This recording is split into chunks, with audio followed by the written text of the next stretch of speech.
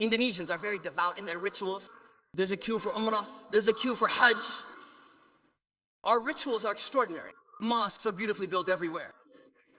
But two things are missing and uprooted in our religious traditions. We love God, but forget God's law. God's true law, which needs no interpretation, which doesn't give rise to sects. What doesn't give rise to groups, what doesn't give rise to mass organizations, is the law of nature. The law of the sun will never change. The law of the land will never change. The law of water will never change. The law of air will never change. There's no need for interpretation. Because there's no need for interpretation, in my view, loving God means submitting to and obeying what God has determined.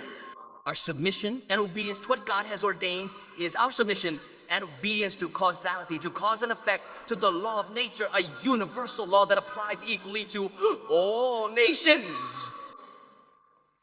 Therefore, a nationalist will cry when his forest is cleared. A nationalist will cry when his river headwaters are filled in. A nationalist will cry when his springs dry up. If we claim to love the unitary state of the Republic of Indonesia, to be nationalists and yet allow forests to be cleared, rivers to be filled in, seas to be filled in, and springs to dry up, I say, you're a liar and you don't love Indonesia.